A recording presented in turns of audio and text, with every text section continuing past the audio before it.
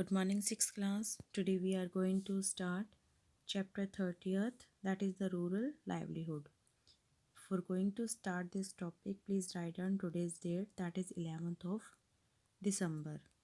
Now let's start. In this lesson, mainly we focus on the topic large farmers, landless peasants and village handicrafts, यानी कि गांव में किस किस तरह के काम होते हैं, कौन कौन से लेवल के लोग होते हैं। बड़े बड़े फार्मर्स होते हैं, बिना ज़मीन वाले कुछ किसान होते हैं जो दूसरों की ज़मीनों पे काम करते हैं, या फिर कुछ हाथ का काम करने वाले कुछ हैंडीक्राफ्ट्स होते हैं। So let's start. Yes, in the rural areas, agriculture provides the main source of income for the people. गांव में जो खेती बाड़ी है वो लोगों की इनकम का मेन सोर्स होता है। Nevertheless, people also engage in many other occupations to earn their living. लेकिन इसके साथ साथ लोग अदर ऑक्यूपेशन यानी कि दूसरे कामों में भी एंगेज होते हैं, यानी कि शामिल होते हैं। किसके लिए? टू अर्न देयर लिविंग, यानी कि पैसा कमाने के लिए। We will now study about the different occupations people follow in the villages. तो आज हम उन सभी ऑक्यूपेशंस या कामों के बारे में पढ़ेंगे जिनको गांव के लोग फॉलो करते हैं। सबसे पहले है हमारा topic the large farmers. In every village, there is a group of large farmers who own large areas of land. हर एक गांव में बड़े बड़े किसानों का ग्रुप होता है जो कि ज़मीन के बहुत बड़े हिस्से के मालिक होते हैं। These farmers are rich and employ landless peasants to work on their fields. ये फार्मर बहुत रिच होते हैं, ये अपने खेतों में खुद काम नहीं करते बल्कि उनसे काम करवाते हैं जो लैंडलेस पीजेंट होते हैं, यानी कि जिनके पास अपनी ज़मीन नहीं होती। They do not work on the fields, वो अपने खेतों में काम नहीं करते। themselves. The landless peasants are paid wages for the work they do on the fields. और लैंडलेस पीजेंट कौन होते हैं? पेड वेजेस, यानी कि जो मजदूरी पे काम करते हैं। किनके लिए?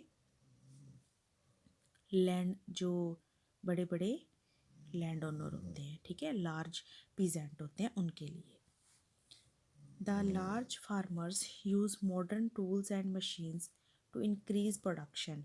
और जो बड़े बड़े फार्मर्स होते हैं वो मॉडर्न टूल्स और मशीन का इस्तेमाल भी करते हैं अपने प्रोडक्शन को बढ़ाने के लिए। तो ज़्यादातर काम मशीनों से होता है और थोड़ा बहुत जो है वो लैंडलेस पीजेंट से भी करवाया जाता है। Farmers with small land holding, अब वो किसान जिनके पास मतलब 1 किले या 2 किले ज़मीन होती है, मतलब थोड़ा हिस्सा होता है ज़मीन का। In the village we will find another group of farmer who own small plots of land. कहते हैं कि गांव में एक ग्रुप और होता है फार्मर का जिनके पास छोटे प्लॉट होते हैं लैंड के। These farmers do not own more than a few acre of land. इनके पास कुछ एकड़ ज़मीन होती है, यानी कि कुछ एकड़ ज़मीन से ज़्यादा ज़मीन नहीं होती इनके पास। They work on their own fields. वो अपने खेतों में खुद काम करते हैं। And since they do not own large land holding, और इसीलिए उनके पास बहुत बड़ी ज़मीन भी नहीं होती। They manage to produce just enough to fulfil their needs, यानी कि वो खेतों में काम करते हैं सिर्फ़ और सिर्फ अपनी हर रोज़ की ज़रूरतों को पूरा करने के लिए। यानी कि अनाज उतना ही उगाते हैं जो उनका घर में खर्च हो जाता है।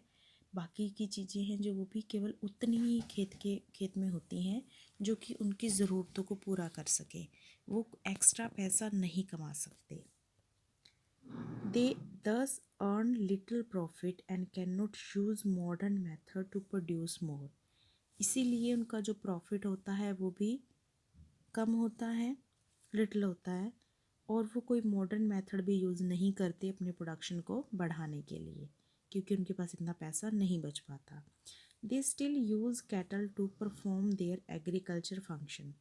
यहाँ तक कि वो अपने एग्रीकल्चर के कामों के लिए जानवरों का इस्तेमाल करते हैं। मतलब मॉडर्न मशीन्स भी उनके लिए बड़ी महंगी होती हैं, तो वो जानवरों से, जैसे हल जोतना या बाकी के जो काम है वो जानवरों की मदद से करते हैं।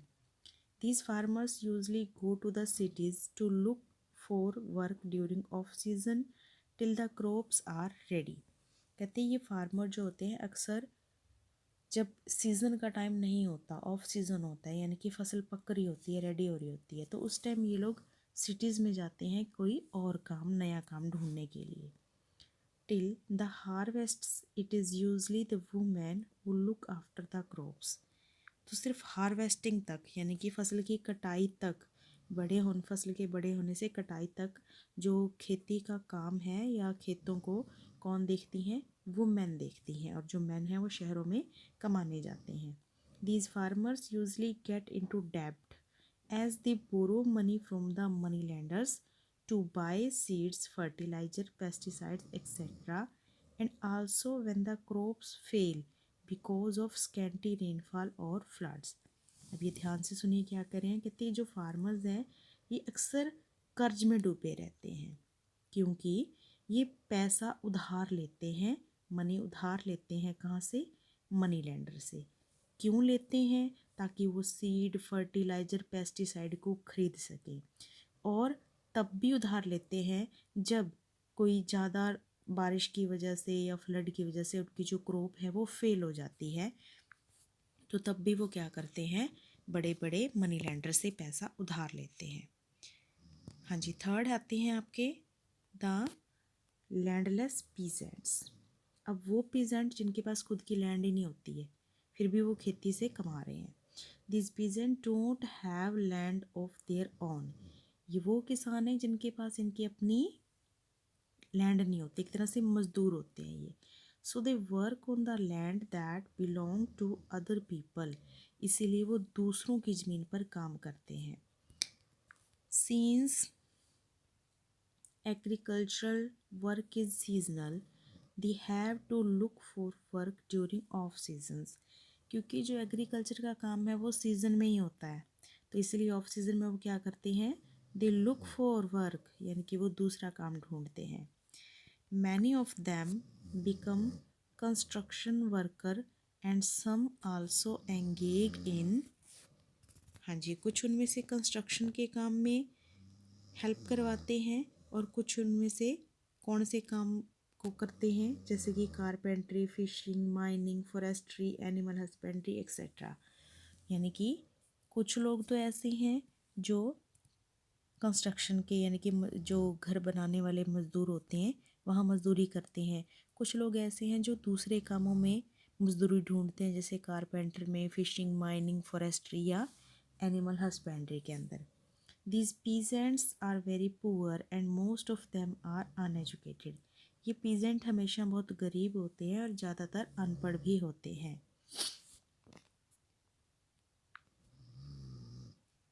तो आपको सबसे पहले इनका मीनिंग पता होना चाहिए डियर। कारपेंट्री होता है जैसे लकड़ी का काम करना, फिशिंग होता है जैसे कि मछलियाँ पकड़ना, माइनिंग का मतलब खुदाई करना, ठीक है, और फॉरेस्ट्री का मतलब होता है जैसे जंगलों से ये वो फल वगैरह इकट्ठे करना, ठीक है, या लकड़ी वगैरह काटना। और एनिमल हस्बेंड्री क्या होता है, पशुओं को पालना, जो चरवाहे होते हैं ना, ये उनको कहा जाता है। विलेज हैंडीक्राफ्ट्स, इसके अलावा विलेज में और कौन से लोग होते हैं, कुछ हैंडीक्राफ्ट यानी कि खुद का काम करने वाले लोग भी होते हैं। Handicraft also forms an important part of village economy. Handicraft जो है वो विलेज इकोनॉमी यानी कि गांव की इकोनॉमी का एक बहुत ही इम्पोर्टेंट पार्ट है, ठीक है, यह गांव में कमाने का एक अच्छा साधन है। Many people in the village earn through handicrafts production, क्योंकि हैंडीक्राफ्ट के प्रोडक्शन से बहुत सारे लोग जो हैं अपनी अर्निंग लेते हैं। ओके, जैसे कि आप यहाँ पे देख सकते हैं, हाथ की कलाकारी, हाथ से चीज़ें बनाना या हाथ से कोई कलाकारी दिखाना, इसको बोलते हैं हैंडीक्राफ्ट्स या क्राफ्ट वर्क।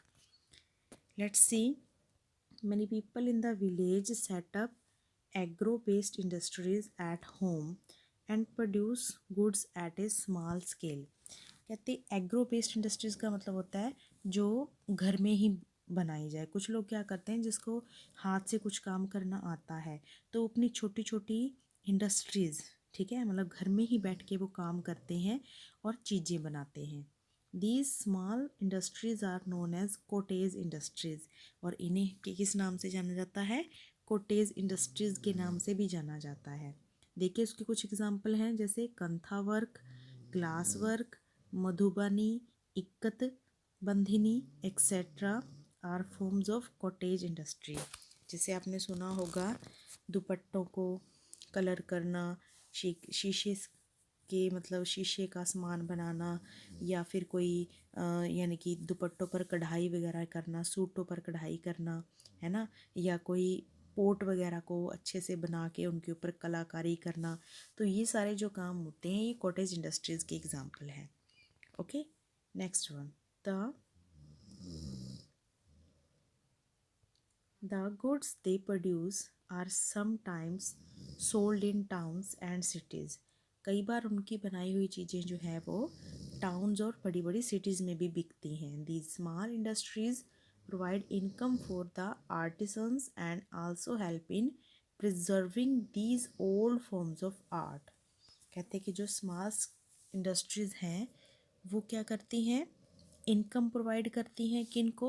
जो आर्टिसंस होते हैं, यानी कि जो हाथों से चीज़ें बनाते हैं उनको आर्टिसंस कहा जाता है, ठीक है।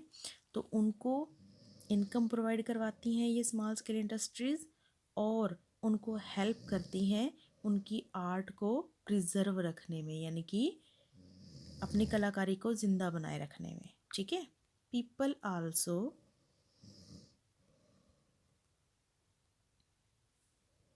engage in metal work such as blacksmith, goldsmith, and some also work as carpenter, weavers and leather works.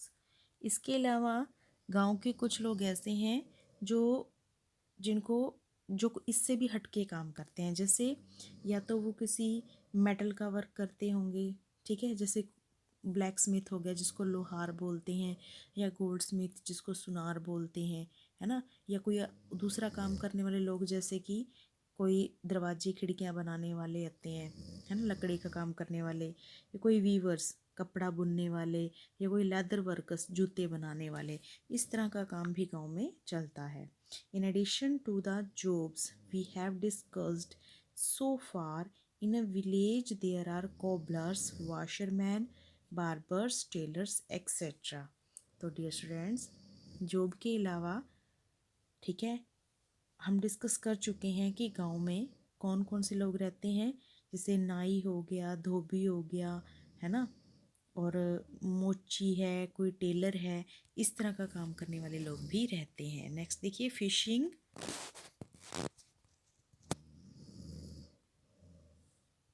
Animal husbandry and forestry also provide work to some people in the village. और उसके अलावा जैसे कि fishing है, ठीक है, ये animal husbandry यानी कि पशुओं को पालना, या फॉरेस्ट्री जंगल से लकड़ियाँ काटना या जंगल के अंदर से फल फ्रूट इकट्ठा करना, ये सारे वर्क भी हैं जो लोगों द्वारा गांव में किए जाते हैं। Overall there is a very little opportunity for work in the village.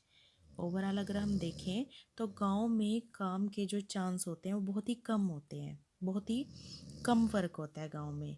As a result many people migrate to the cities in search of work. इसीलिए लोग क्या करते हैं, गांव से शहर की तरफ जाते हैं काम ढूंढने के लिए। Now you will find out question answer and exercise of this lesson.